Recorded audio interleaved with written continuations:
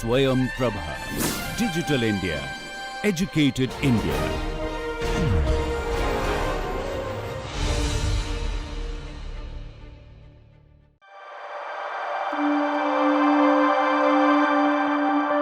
Now we'll discuss the concept of electronically steered arrays. So effectively, we could have a high gain antenna, and that is forming a beam in one specific direction. But we want to build an electrically steered array where we are going to have multiple excitations. So this is from a transmit perspective, and transmit and receiver are dual from just an array perspective, but there are some slight differences. We'll talk about that. But what we want to do is, if we have in-phase excitations on all the antennas, then the signals will act constructively in a particular direction. But if we want to steer the beam, what we do is we create a wavefront in that particular direction, right? So we know that when signals are traveling like this, then this signal is going out first, and this is going out after a delay. So then the signals will coherently combine in this direction. So as long as we can steer this delay, we can basically move the beam from one direction to another. So this is the concept of steered arrays, and we can just go through the math of these arrays, right? So let's assume that now shifting to the RH side in order to do the analysis, and then again the TH will be the same, but effectively what's happening if we consider a simple two-element array. So D is the spacing between the elements, right? So with the spacing between the elements, we consider a signal that is arriving at an angle phi, right? So if we then look at this extra distance, we are assuming that the extra distance that this has to travel is d sine phi, right? So if the extra signal that it has to travel is d sine phi, we can basically see that the extra time that we have, right, is going to be d sine phi divided by the velocity of light, right? So we are effectively getting a signal in the second element after a certain delay, right?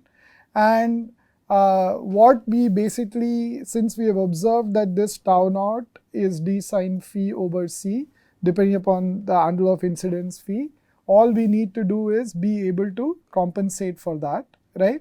So what we do at an array level is that in every element we put a variable delay cell. So note here that these are variable delays. So in that case, each one of them will compensate for this extra delay that is happening depending upon the position of the element in the array.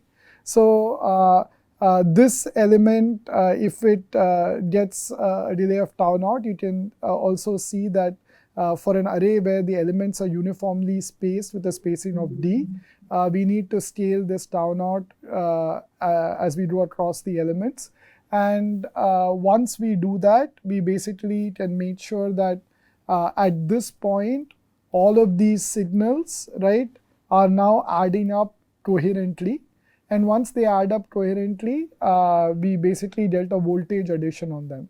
So that's an important thing to note here, that in this kind of combining, if the signal amplitude here is V and similarly V and similarly V, then the signal amplitude over here is going to be n times V, right?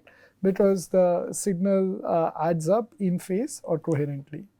Now what about once we have set the delays, what happens to a signal arriving from another direction?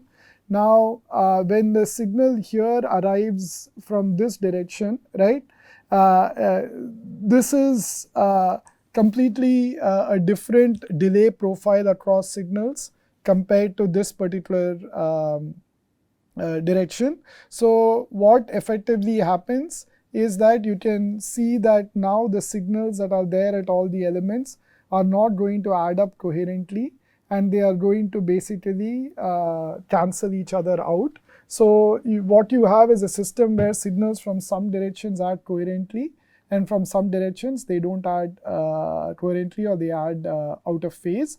So if we are able to change this tau naught, I can decide which direction it will add coherently. So this is fairly straightforward, right?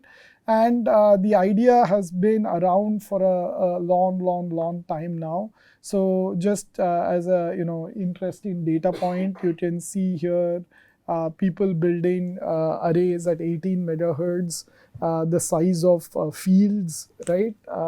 There's a 6-element array built in 1937. These are basically antennas, right? And you can see a 6-element array that has been built. Then as technology moved, we were able to increase the frequency. We are able to basically build larger and larger arrays. So this is a 2 gigahertz array. This is an 8 gigahertz array built 40 years later, and you can see how small it is. And then by 2010, we were at the point where we could integrate these arrays in silicon, right? So this is a 16-element, 60 gigahertz phased array receiver, and you can see that it is about the size of a US quarter, right? So a few centimeters on each side. And very lightweight and includes the antennas. So you can't quite see it at this resolution, but there are antennas over here that interface to the IC. So this is the IC itself. This is the back of the module, and this interfaces with antennas that are located in the top of the module. So this kind of structure is quite feasible, right? But what did this? So clearly, this array buys us the ability to steer the beam. But mathematically, how does it impact our link budget? Well, if we consider each element in the array, right? In each element in the array, what we are doing is we are taking the noise that the element adds and moving that to the input. So that this is now the input referred noise. So what the model that we can think of is that we have a signal coming in. There is the KTB noise that is there. And then our receiver is adding some noise over here. And then the rest of the system is noise free, right? This is a traditional way to model noise in an input referred manner. So if we do that, we can see that if we consider at the output of the single element, we'll let's say that the element has a gain G, we'll get G times Sin at the output, right? And if I look at the noise at the output, I'm going to get G times the input noise plus the input referred noise. So the output noise is going to be G times Nin plus Nrh. So now if I look at the SNR at the output of one element, I'm going to get Sin divided by Nin plus Nrh, right? So this is the SNR that I have. But I can think of a world in which now I consider the whole array that is there. And first, let's consider what happens to the signal. So what we said was that the signals will basically, the delays will ensure that the signals at each element now add up coherently, right? So remember we said that if this was V, this was V, this was V, then this over here would be a coherently summed signal whose amplitude is N times V. So that means that if I were to think in terms of signal power, it is N squared times V squared, right? That's the signal power. Right? The signal power is proportional to N squared times V squared. So that basically means that when I look at the output, I see the G times Sin, and then I see an increase in N squared because of coherent combining. So coherent combining of N elements, right? So when I combine signals from N elements, my power has gone up by N squared. However, let's look at the noise, right? When we look at the noise, each of these elements, the amplifiers, the variable delay cells in this case, whatever is introducing noise, but all these noise sources are uncorrelated. So this NRX1 is uncorrelated with this NRX2 is uncorrelated with this NRXN. So when these uncorrelated signals add up, they add up in power. So then what happens is that effectively my N out only increases by a factor of n. It doesn't increase by a factor of n squared because these signals are uncorrelated. If these signals, if this noise was correlated noise, let's say that you had a common supply noise that was dominating everything, then you'd have to be careful. But in typical well-engineered systems, all these NRHs are going to be uncorrelated. So as a result, what you see is at the output of the array, if I do a SNR out by SNR in, SNR signal by noise at the output, I am basically getting G times N squared times S in divided by N G times N in plus NRX. So if I then cancel this thing out, I am basically getting N times S in by N in plus NRX. So when I look at the SNR of the n element array, this is n times the SNR of one element. So effectively what seems to be happening is that the SNR at the output of my n element array is actually better than the SNR if I only had one element operating. And that's very useful, right? Because this effectively is as if my array doesn't degrade my signal to noise ratio as much, right? And we can add this to our link budget because now we find that we are getting an improvement in SNR because we are using n elements. Now, how about the transmit side? So in the transmit side, let's consider a single element transmitter, right? Before we go further here, let's actually just discuss the concept of effective isotropic radiated power.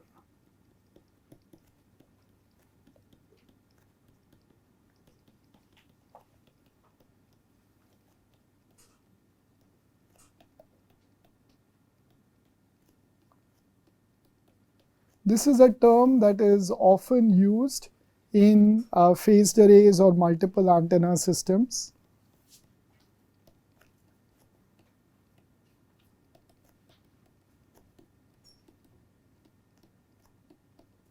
Right? And it is also a very useful metric for you to understand the impact. So it combines impact of the PA, right, or the TX, and it combines the impact of the antennas, right, and then it combines if you have multiple antennas. So all of these together can be expressed with a single number, right? So what does this number mean?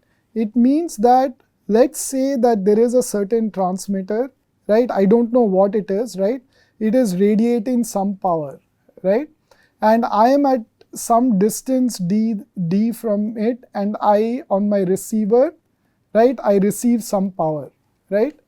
So the effective isotropic radiated power is, all it is saying is, what would be the power of an isotropic radiator,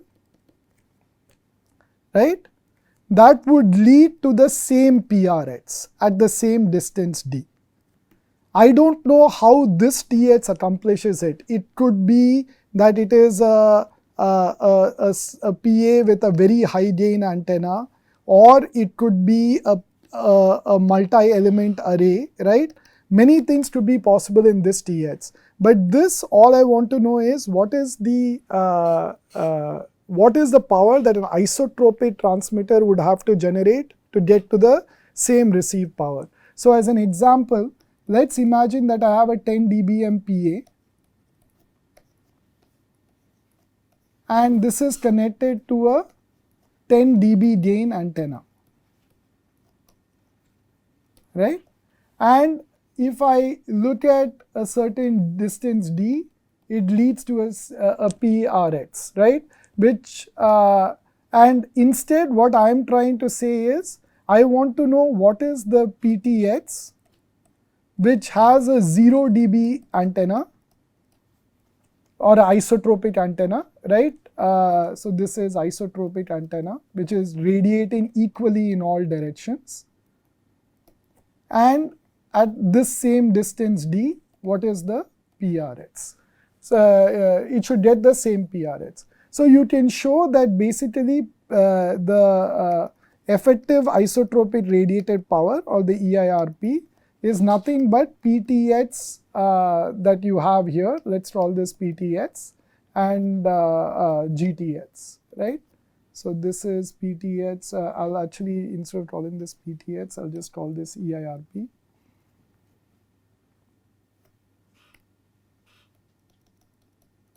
Yeah, EIRP, right?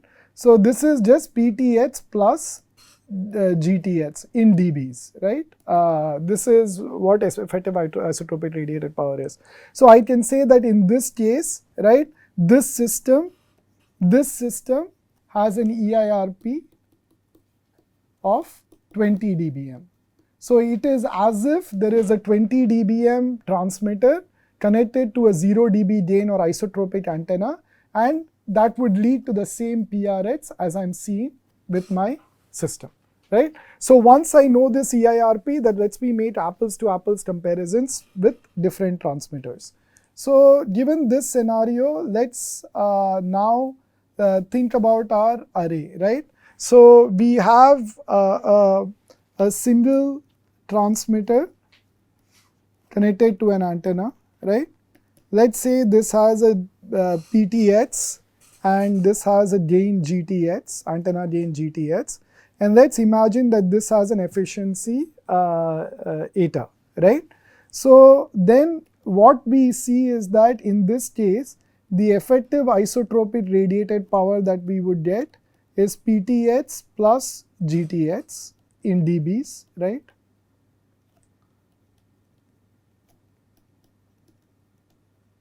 Right? This would be the EIRP.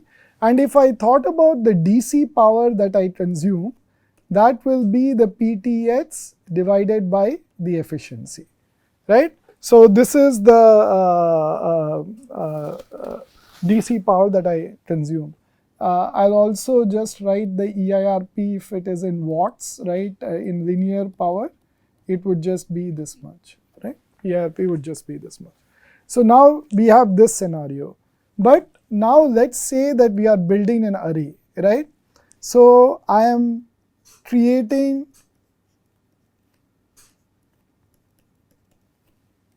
a PTX and a GTX antenna, and then I am creating n of those.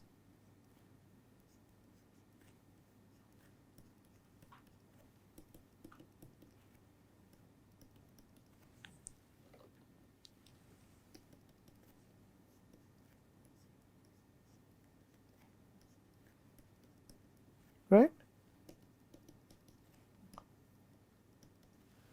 And let's just consider the simple case where all the delays are set to 0 and I'm going to combine coherently. So each of these signals is going to create a voltage swing, right? And then that leads to, I basically sum up the effective voltage swing because of all of them, right, in voltage. So yet again, what I see is that since the signals combine in voltage, right, what effectively seems true is that I get n squared times the power that I would otherwise get, right? So let's say that n squared times the power that I would get PRX, if PRX is power received with 1 TX, right, because of coherent combining. So you can think about space. This is, I mean, people will sometimes call this a spatial combiner, right? But effectively all that is happening is that your electric fields are adding up in space, right? And since the fields are what is adding up, your power is going up as n squared. So then I now have some new terms that I can say, which is that firstly my EIRP becomes n squared times pth times gth. I can now also introduce a term that I call power generated, right? And this basically just, since I am generating PTH in n antennas, in n elements, the power that I totally generate is n times PTH. And if each of these elements has an efficiency of eta, right? If each of these elements has an efficiency of eta, now the DC power that I consume in my array is n times PTH divided by eta. So if I compare these two scenarios, right? If I compare these two scenarios, I see that over here I have a PTH over eta amount of DC power. Here my DC power increased by n, but my effective power, isotopic radiative power increased by n squared. So if I define a new metric of efficiency, right, I'll call it system efficiency or array efficiency, right? Then I can say that basically it is n squared times PTH times GTH, which is the EIRP, divided by the power it took me to get to that EIRP. So this basically is actually n times GTH times eta, right? So effectively what is happening is that the GTH is simply coming out of focusing the power, but it is as if I am taking my transmitter and improving its efficiency. I am burning less DC power to generate the same output power. So for example, let's say that I had a 1 watt PA, right? And this led to a certain, and let's say this was connected to a 0 dB antenna, right? Then my EIRP would be 1 watt. But now let's say I use 10 milliwatt PAs, right? My EIRP is 10 squared times 10 milliwatts, right? And so it is 1 watt. So I am emulating a 1 watt PA with 10 milliwatt PAs, right? And the DC power that I am consuming is only basically scaling as n. So I have a more efficient system. So this would basically seem to make the argument that in order to reduce my DC power, I should just keep increasing the number of elements in my array. So that if, this is 10 milliwatt PAs, and let's say that the efficiency stays constant at 50%, right? Then this would have been EIRP 1 watt, 2 watts DC power, right? This would be 1 watt EIRP, and then the DC power would be 10 times 20 milliwatts. So this would be 200 milliwatts, right? Let's say that I can use 100 microwatt PAs, right? Again, each PA going to 0 dB antennas, right? So then yet again with EIRP, I can do 100 squared times 0.1 milliwatt, right? Which would again get me to 1 watt EIRP.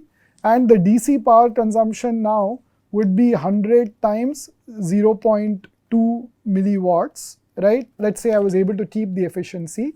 So this is now down to 20 milliwatts, right? So my overall system power is dropping as I increase n. So why should I ever operate with fewer n? I should try to maximize n as much as possible all the time. Well, the challenge becomes that it becomes more and more difficult to manage all the other things, because remember that it isn't just the PA, right? In order to do this PA, you also need to right now at least build a variable delay cell, right? And you have to manage the signal distribution to all of them, right? So all that complexity adds cost. So at some point, increasing n doesn't really impact you, because the power consumption associated with all these blocks is more than the power consumption associated with your PA, right? So then what you find is that you are burning power in doing all this signal distribution. So even though your PDC reduced to 20 milliwatts, maybe all the other parts consumed another tens of milliwatts. So you'll find that gradually, as you keep increasing the number of elements, this benefit goes away, right? But at least to the first order, it's better to try to generate power by increasing N as much as you can to increase this. There are some system level complications also, which we will talk about when we get to PAs, right? Which basically talk about calibrating and pre-distorting the PAs.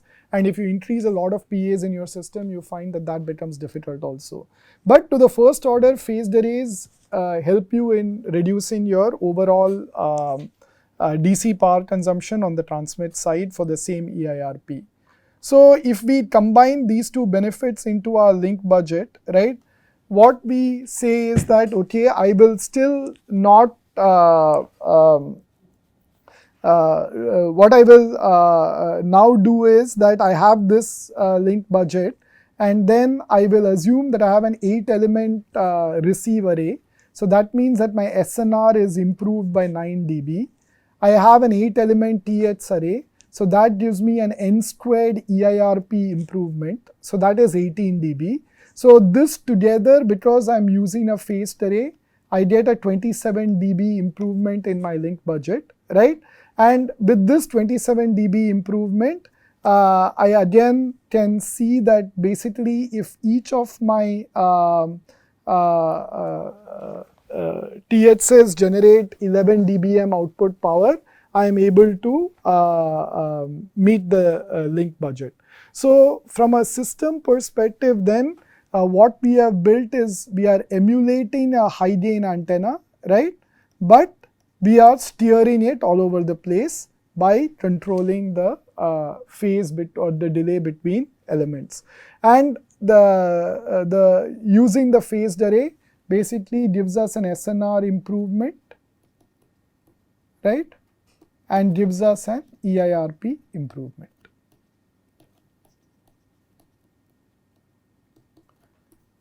So of course, it's not necessary for you to get both if you want, right? You can just increase the number of elements on the TH side alone or the RH side alone, depending upon your system needs. They don't have to be symmetric at all. I've just sort of assumed symmetry here.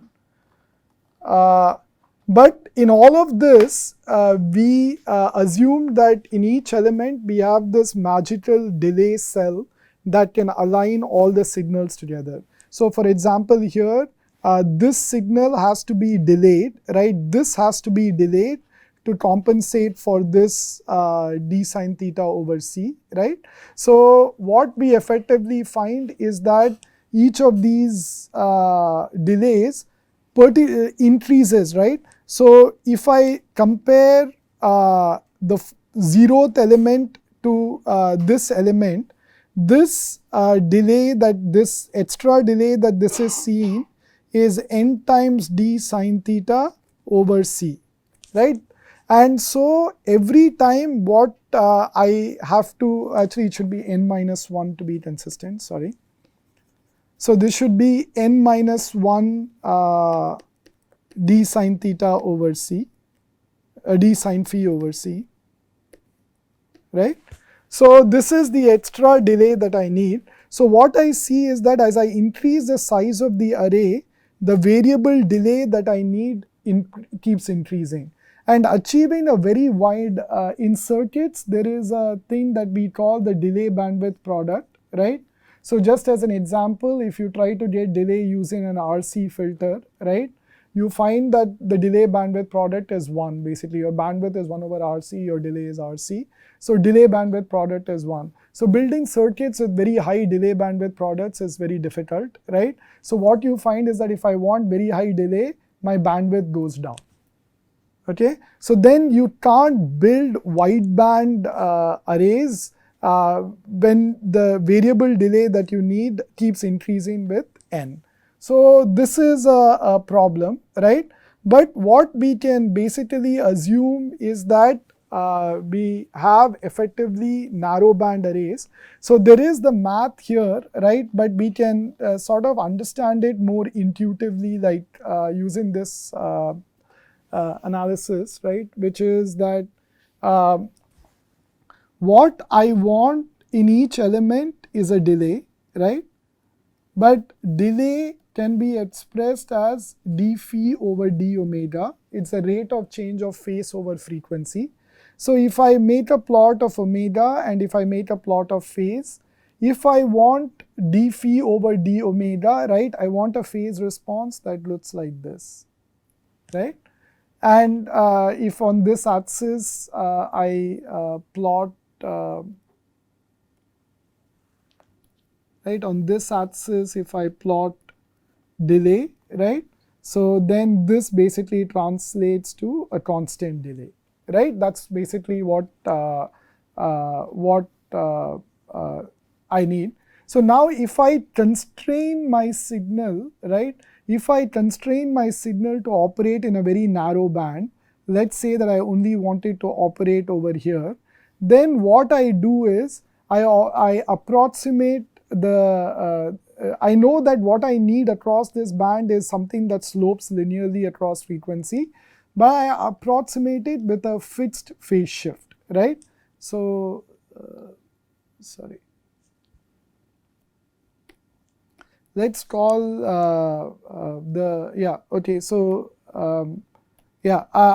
I just need to approximate it with a fixed phase shift phi naught, right? So I can do a narrow band approximation, and so I can basically, instead of having variable delays, I can just have variable phase shifts in my array. So at that point, my array starts looking like, from a receive perspective, for example, my array starts looking like this, where I have the first element, and just as a simple example, let's say I have a 2-element array. Signal is coming from this direction and this direction, right? And let's say that my angle of incidence, and it's important to define it, but let's say that we define it with respect to the normal, right, as phi naught, right? Then I know that this particular path carries an extra delay of d sine phi naught over c, right? And what I am basically, so this tau extra delay, and this is at a frequency f naught, right? So this basically means that in terms of the phase, this is d sine theta divided by c times times 1 over f, right? 1 over f naught, because the time period at f naught is 1 over f naught. So you are basically so this then translates to d over so actually and there is a phase, so I should multiply this by 2 pi, sorry about that. So there should be a phase here. So then this basically becomes d sine theta over lambda, right, times d sine phi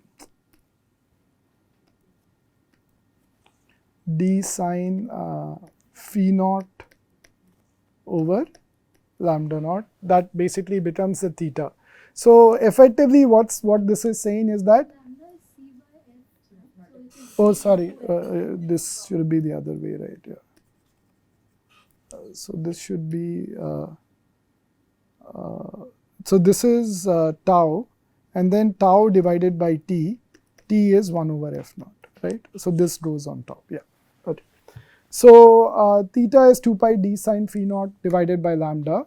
So then what we are basically saying is that there is a signal like this, and there is a phase shifted signal like this on these two elements, right? And this phase shift that we are seeing is given by this value, right? And if we compensate for this phase shift over here, right? So if we put a variable phase shifter over here on both sides, right? And we are able to shift the phase of this signal also to be following like this, right? Then we can add it up. So we have taken the problem of generating a variable delay to a problem of generating variable phase, right? And the nice thing about generating phase is that theta is modulo 2 pi, right? So this means that as I increase the number of elements, if the phase that I need to end up generating increases to more than 360 degrees, let's say it goes to 400 degrees, that means I can wrap around and generate 40 degrees again. So I don't have this problem of trying to generate a long delay. I just need to be able to generate any phase between 0 to 2 pi or 0 to 360 degrees, right? And if each phase shifter is able to do that, then I can compensate for any angle of incidence, right? So from a component perspective, I need something that at the frequency of interest just generates a variable phase shift between 0 and 360 degrees. Now, there is a special case, we will talk about it, but quite often we assume that d is lambda over 2, and we'll talk about why that is very shortly. But in the case that if d is lambda over 2, then we find that theta is pi sine phi naught, right?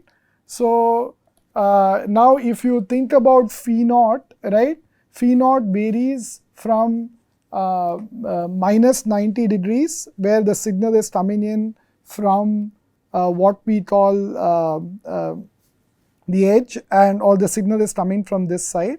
And when phi naught is 0, the signal is coming from broadside, right? So we effectively see that theta needs to vary. Theta can basically be, so sine phi naught can be plus pi over 2, minus pi over 2, it can be plus 1 or minus 1. So theta basically, again this is just the same observation as here, but theta basically needs to vary from minus pi to plus pi, or 0 to 2 pi, right? Or 0 to 360 degrees in order, right, to ensure coherent combining.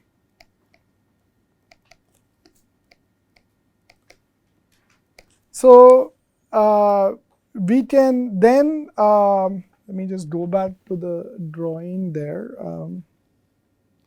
right? We can then have this concept of building patterns, right, or to understand what the coherent sum looks like. So over here, what we are doing is we are representing the input signal as a cos omega naught t, and then on each input it gets delayed, right, by a certain k tau depending upon the angle of incidence, and then we are adding back the phase through our variable phase shifter, right, to make sure that signals combine coherently. And when the signals combine, the S out is sigma V out k squared, k equal to from 1 to n. So we'll write a MATLAB program for this in the tutorial today, right, to accomplish this coherent combining. It is nothing but a geometric sum of signals, right? But effectively what we can do once we sum up the signals is we can derive what we call the array factor, right, which is what the signal amplitude looks like as a function of the angle of incidence, and that looks as the following: sine n pi d over lambda times sine of phi, sine of phi minus sine of phi naught divided by sine pi d over lambda sine of phi minus sine of phi naught, right? And and this will give you an array factor if you take limit of this, right? This will give you a array factor of n. The ratio will be n. So we normalize this down to 1 over n, right? Because what we are trying to do is just understand what the relative signal looks like as a function of phi. And this pattern, again, we'll plot this in the tutorial, but you can see that here what I've done is I've taken an array, right, and I have plotted the pattern for it. And this basically plots it for different phi naught, right?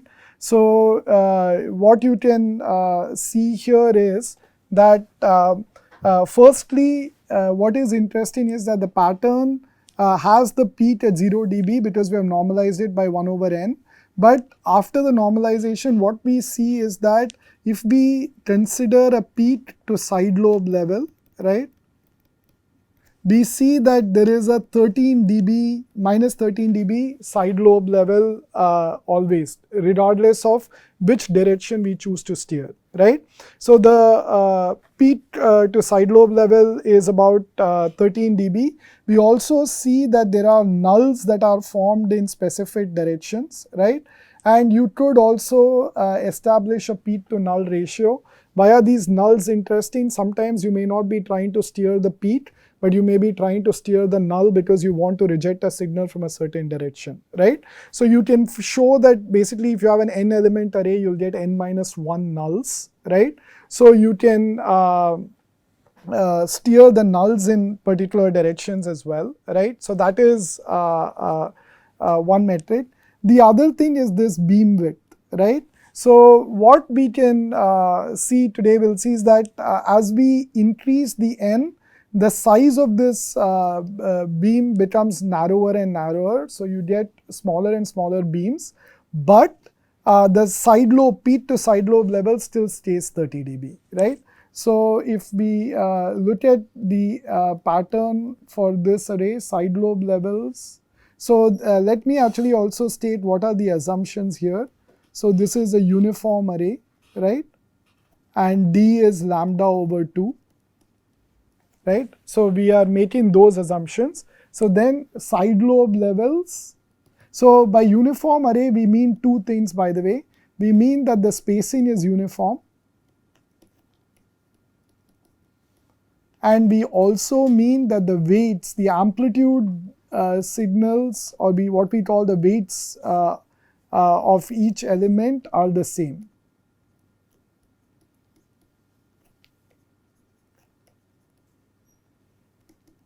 Right? So if we made these assumptions, we can plot the patterns and we see that the side lobe levels are of the order of minus 13 dB, right? And then if we look at the beam width, what we can see firstly is that as n increases, beam width decreases, and also as phi naught increases, beam width increases. Okay, so what does that mean? That means that as I steer, so if I am operating close to 0 degrees, I might get a certain beam width. But then as I get to 45 degrees, I get a larger beam width, right? And if I steered all the way out to 90 degrees, I would get an even larger beam width. So this is basically because of that sine phi and sine phi naught function, right? So because of this function, you effectively see that the beam width doesn't stay uniform as you steer the beam, that the beam width increases. And what you can also show is that the nulls, or rather number of nulls, right? Number of nulls increases as n increases. So this is with a uniform array, right? And this 13 dB can be a problem. We'll talk about it shortly, but you can imagine that this 13 dB is a problem because let's say I'm generating a very strong power in my desired direction. That means that at the side lobe level, I'm only generating 13 dB less power, right? So that's not a whole lot less. That's maybe 20x less power, but I may be interfering with somebody else trying to operate in that direction. So quite often we need to figure out a way to make sure how to put these side lobe levels down, right? So in the peak direction, so this is our function for array factor, right?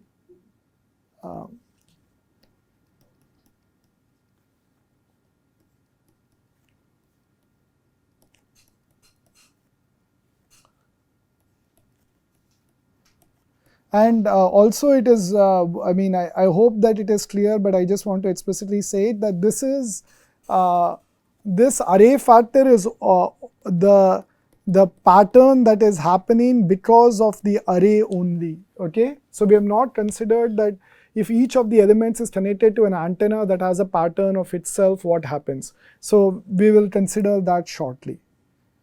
So this is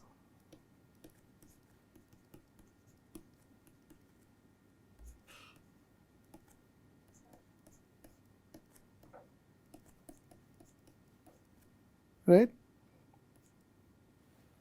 Yeah. So clearly AF of phi naught, there's a 1 over n, right? So AF of phi naught is 1, right? And then I'm interested in finding the AF, which is the, let's say the minus 3 dB angle that the beam, this array factor is dropped by 1 over square root 2, right? Then at that angle, basically as I'm steering, the array pattern has dropped to minus 3 dB, right? And we can basically solve for that, right? So I have solved for this for different array sizes here, right? And what you can see here is so clearly, by the way, that this, so what we care about is this, right? And so this will happen. This will happen at a phi naught, at a phi that is above phi naught and a phi that is below phi naught. So this will be solved for two angles, and so the distance between them gives you the half power beam width, right? And you can make that plot here, and what you can observe from there is that firstly the things that we discussed, which is that half power beam width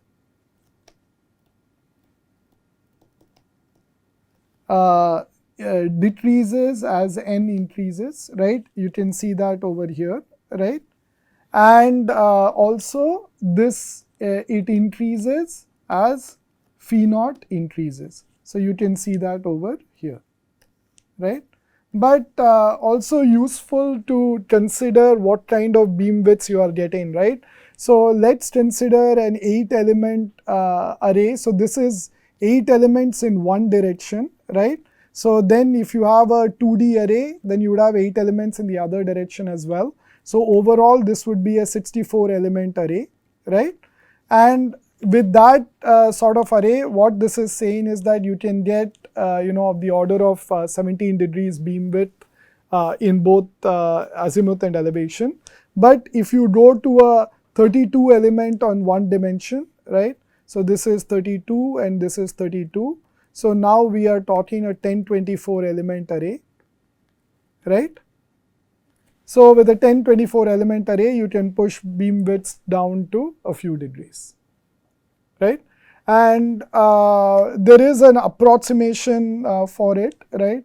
the half power beam width can be approximated as 0.886 lambda, I believe, divided by n d cos phi naught.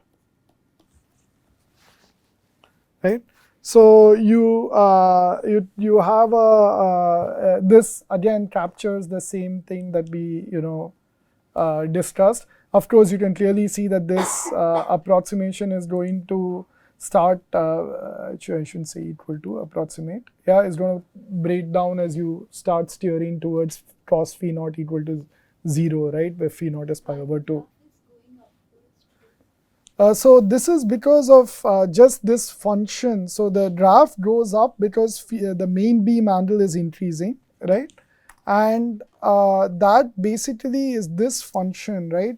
So sine phi naught, right? Is sine phi naught is going from 0 to 1, right? Basically, so you effectively get this initial very steep slope in sine, right? And then gradually as sine phi naught goes to larger angles, it's pretty flat, right? So that means that the change in sine is not causing the change in array factor as much, right? So you get a beam width that starts getting broader and broader. Yeah, in the tutorial we can write some MATLAB codes today to plot this if we like, right? And what we can see is that this basically has this, this is a cosine function, right? So this basically just sort of does this, right? So you have the steepest slope of sine at 0. Right, the differential is cos, so cos is 1, so the steepest slope is around. So around 0, if you make a small change, there's a big impact. But as you go to a higher angles, as you make a change, there isn't a big impact. But takeaway is that we are basically dealing with a few degrees of beam width for what is, I would say, the sort of reasonably practical edge of practical array, right?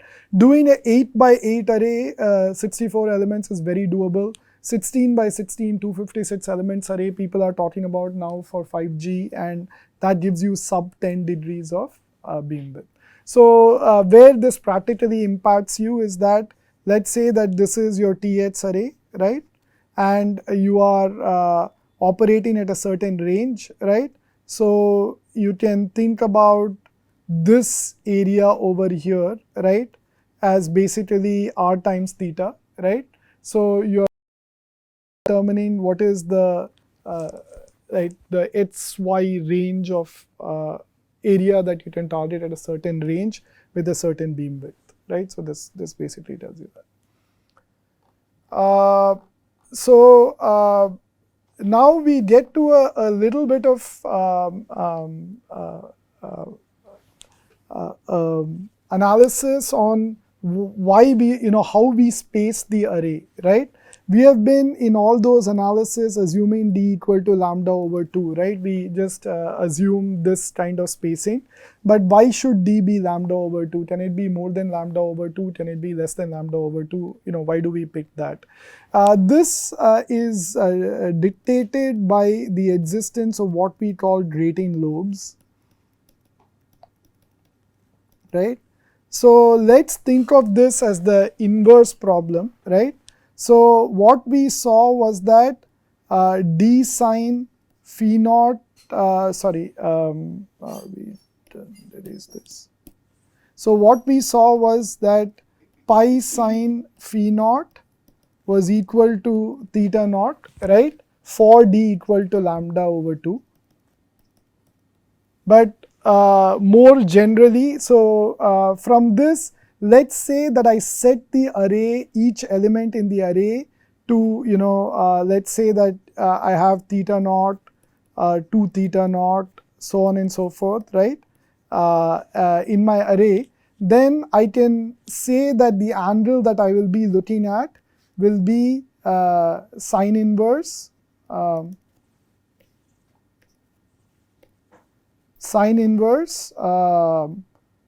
theta naught over pi, right? This is basically so once I'm now doing it the inverse way, which is that I've set it to a certain theta naught, and what is a phi naught that is going to be my main beam direction, that is given by this phi naught. More generally, right, what we can basically, the equation was that d sine theta over lambda, right, yeah, times 2 pi was, sorry, I don't know, I keep saying theta here, it should be phi naught, sorry. D sine phi naught over lambda times 2 pi, that was theta, right? So if, let's consider a situation that d over lambda is some equation, is some number p, okay? So if we assume that, then basically what we are saying is that theta naught is p sine phi naught times 2 pi, right? Or basically if I set it to a certain theta naught, the phi naught that I have is sine inverse theta naught divided by p times 2 pi, right? So this boils down to the same equation if p is half, right? This basically boils down to the same thing. But what about the situation that we said that 360 degrees or modulo 2 pi is the same thing, right? So what about sine inverse theta plus 2 pi over p times 2 pi, right? What about this angle, right? Technically, from a phase perspective, both of these phases are the same. Theta and theta plus 2 pi are the same. So if there exists another phi naught prime that exists here, right, then that means that this will also basically be a main beam angle. So I will see two peaks, one at phi naught and one at phi naught prime. So I will, what about theta plus 4 pi, right, divided by 2 p2 pi sine inverse, right? This also could be some phi naught double prime, right? And now if I see a peak here, this would also occur. The only way for all this to not happen is if this term over here, right, is a number that is greater than 1, right, in magnitude, because then the sine inverse would not exist, and so that angle would not exist, right? Now, if I made sure that, for example, I have p equal to half, right, then this is sine inverse theta over pi, right? So sine inverse theta over pi would basically, let's say, for example, we have a situation where we add 2 pi, right? So this is theta over pi plus 2 pi, so that is 2, right? 2 pi over pi. So then I can be sure that this basically is not going to create a situation for any theta that there is another peak that exists. So that is not going to happen. But if it turns out that my p is a number, right? If p is greater than half, right, then there will exist some theta naught, right? So remember, theta naught can vary from minus pi to plus pi. There will exist some theta naught for which theta naught plus 2 pi divided by p times 2 pi will be a number that also has a phi naught prime. So effectively, I will see 2 peaks or 3 peaks or 4 peaks, so on and so forth, right? So it turns out that p equal to half, right, is the maximum spacing that I can have for no grating lobes. So d equal to lambda over 2 is max spacing with no grating lobes. If I make my p greater than half, right, so basically I am now spacing my d at more than half wavelength spacing, there will exist some theta naught for which these peaks occur. And I then end up in a solution where, for example, like this, right, where my d over lambda is 0.5, I am having, I'm pointing towards 0 degrees, right, and I get my side lobes, but I have no grating lobes. Now I increase my d over lambda to 0.75. I can see here that the signal has gone, the array factor has gone up, right? And it is not showing a grating lobe because I'm pointing to 0 degrees. If I steered this beam further over to this side, this peak would gradually increase, okay? Until at some point this peak will be as high as the main peak. And then you can see, for example, that I go to d over lambda equal to 1, and even when I'm pointing at 0 degrees, I see that there is a grating lobe that is happening at plus minus 90 degrees. I go to d over lambda 1.5. So what am I doing? I'm taking my antennas and I'm increasing the spacing between them, right? So I'm using fewer number of elements and making my array larger and larger. But as I do that, I start seeing now that the grating lobes have come in, right? So what was happening at minus 90 is now happening at minus around I think 45, something like that, that I start seeing another peak at both plus and minus 45. And this is obviously a problem because what this is saying from a receive perspective is that I'm not selective. I'm receiving from 3 different directions as opposed to 1 direction. In a transmit, I'm transmitting in 3 directions as opposed to 1 direction, right? So this is clearly undesirable, but you can show, and we're not going to get into it right now, but we can show that if I decide that I am only interested in a certain range of angles, let's say that there is a theta plus minus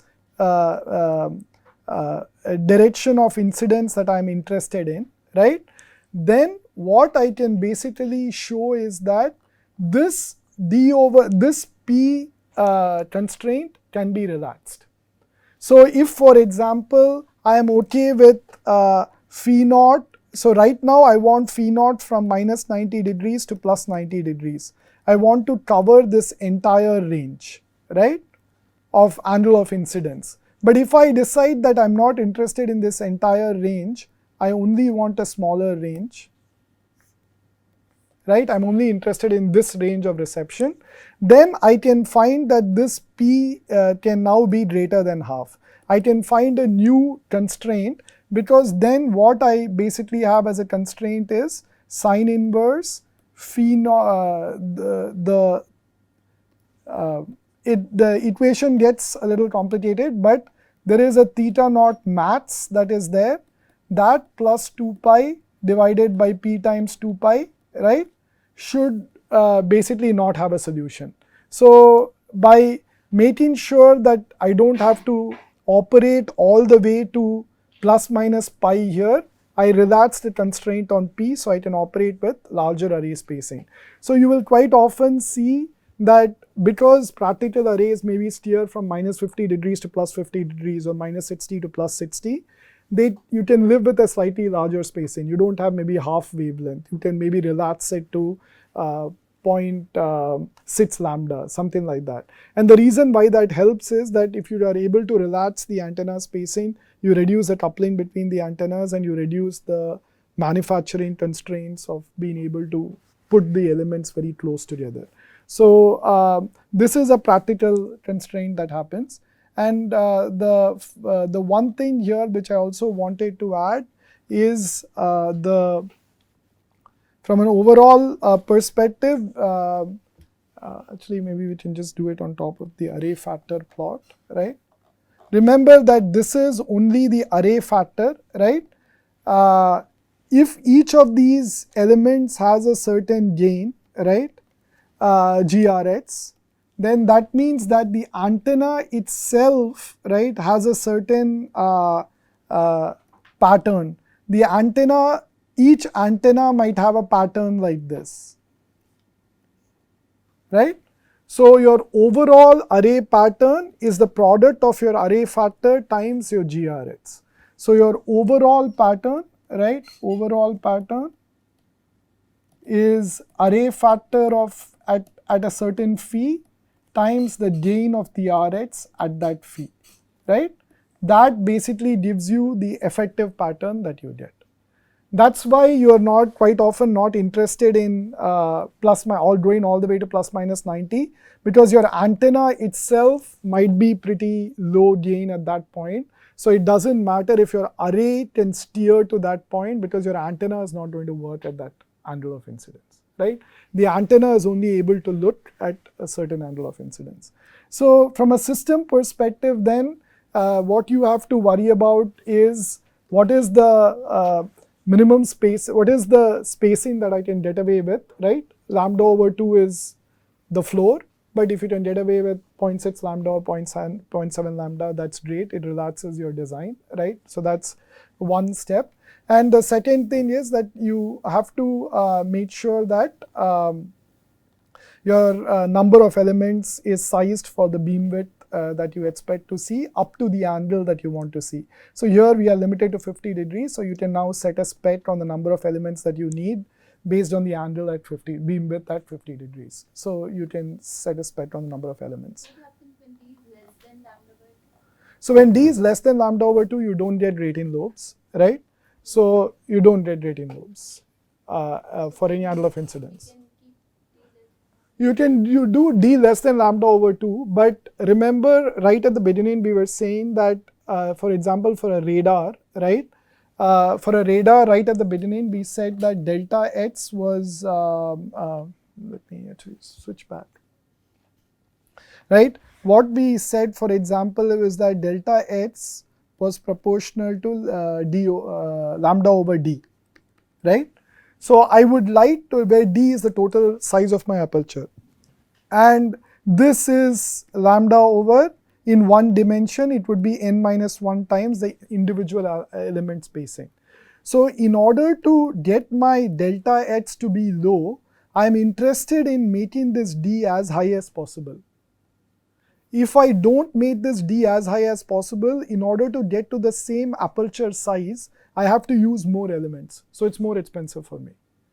So I want to use the minimum number of elements to get the maximum aperture that I can have, right?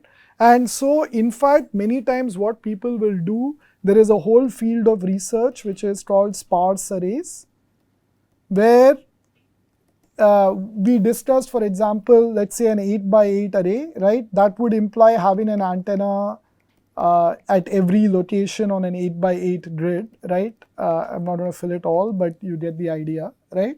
So what people do is they take out some of the elements of inside, right? So that you can just live with a, you need elements everywhere, but you would just take out some of the elements. You just not put an element there.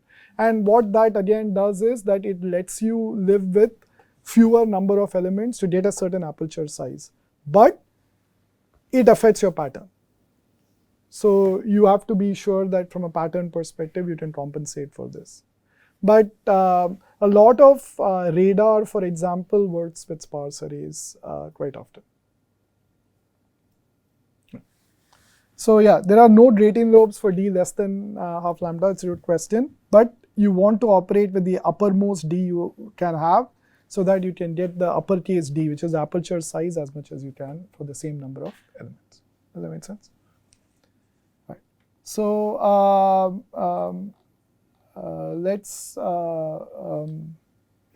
so we discussed grating lobes, right? The final concept here that we would like to cover is this concept of beam squint.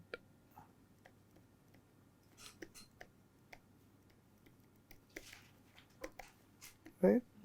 So where is this coming from? Remember that we made the narrow band approximation, right? And this narrow band approximation basically replaced by phase shift, right? By theta, sorry. Right? What's going on? Yeah, replaced by theta, right? Tau is replaced by theta. And if I remember that plot that we made, right, we saw that basically in order to get a constant delay, I actually should have had a profile of theta. If I look at it across frequency, right, I should get a straight line. But at all frequencies, I'm just generating a constant theta, right? So as my array moves from the center frequency to some offset frequency, it wants this phase, right? But I am providing this phase, so there is an error, right? So how does this manifest itself? I can basically show that, again we'll use the same equations, but basically we have 2 pi d over lambda sine phi naught, right, is theta naught, right? And this is happening at, let's say, lambda naught, okay? So I am basically applying this, I'll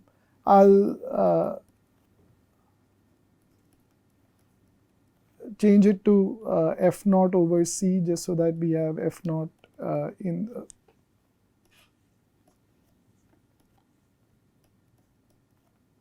right? So we have this equation, right? So now let's consider that basically there is some, I am now changing the frequency of operation, right? So I am now operating at some other frequency f, right?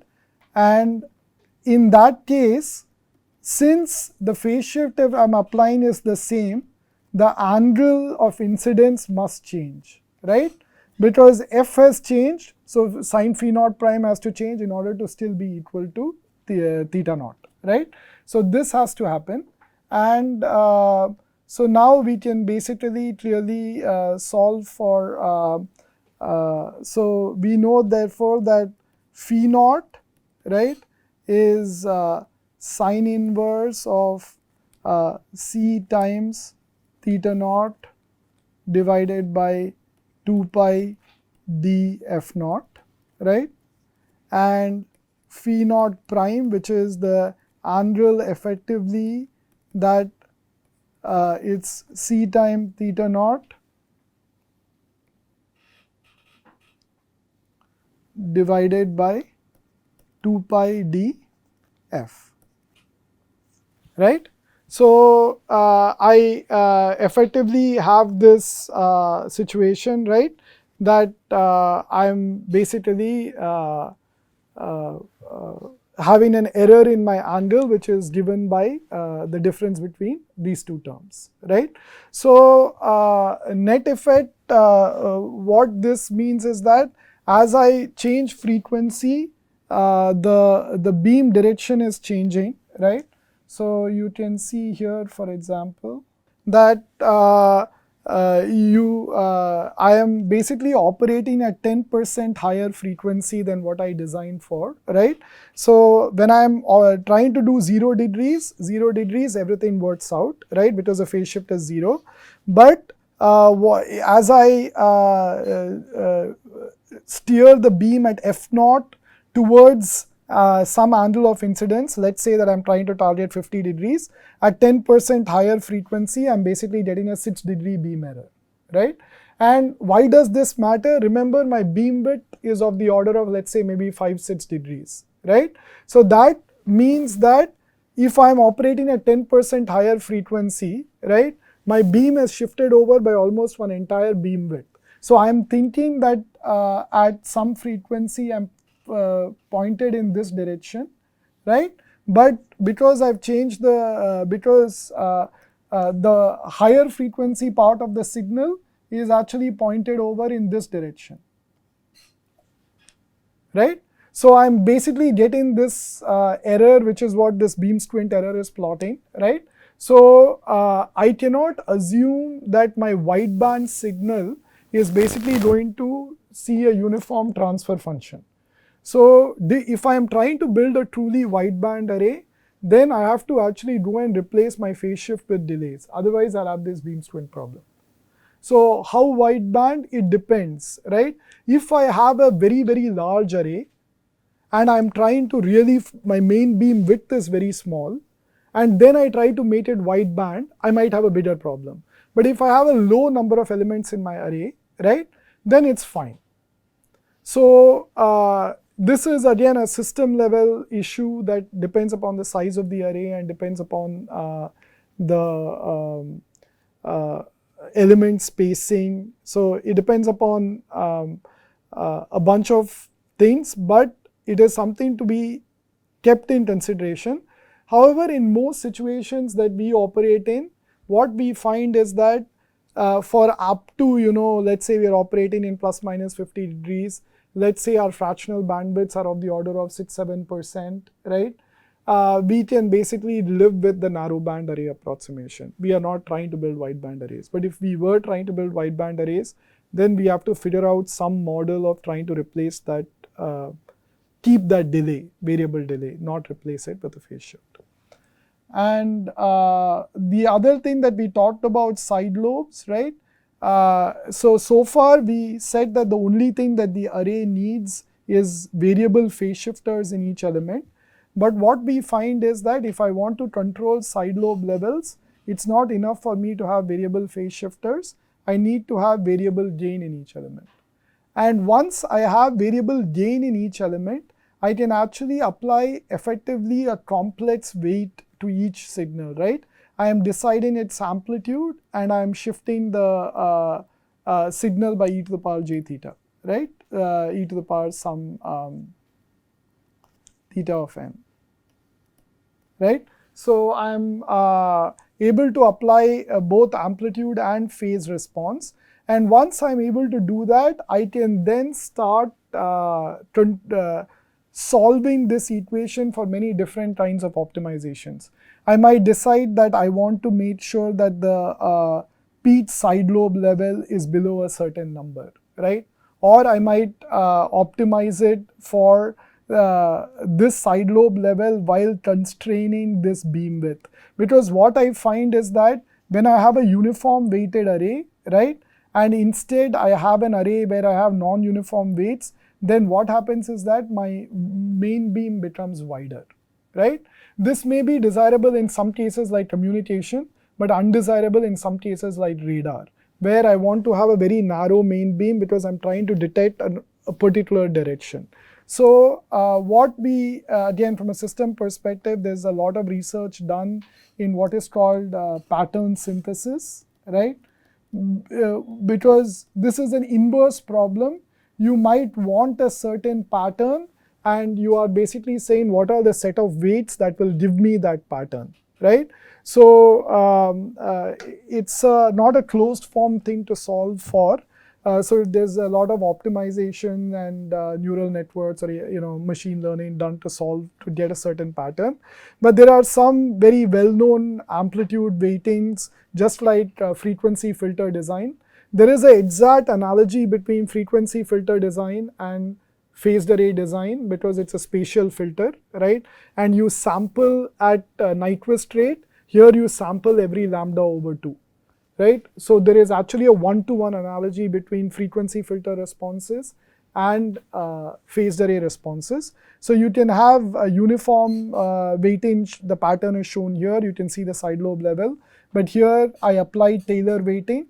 And you can see that the side lobe levels are dramatically down, right? They're 30 dB down. And same thing here, right? Here we apply Hamming weights and we can get the side lobe level even further down. This is very similar to how we do, for example, weighting in FFT in order to get the side lobes down and build a frequency domain filter. So from an end perspective of system design, what you end up with is that you need to have a variable gain cell and you need to have a variable phase cell so that you can for each element adjust not just the phase but also the amplitude, and then at that point you're able to synthesize any pattern that is required. Right, so I think we are banned on time, so we can stop here and actually just as an introduction to what we will do next, we will basically, now that we know what blocks we need, we will start on transistors and passives. So we'll look at how transistor technology can be characterized and integrated, and we'll develop models for each of the building blocks, as in very sub-building blocks like transistors, passives, neutralized pairs, things like that. And once we do that, then we'll look at each circuit block like phase shifter, amplifier, power amplifier, low noise amplifier, things like that for the rest of the course. And finally, we'll conclude with some, I'll go over some arrays at different frequencies for different applications implemented in silicon, and talk about the design choices that people have made there.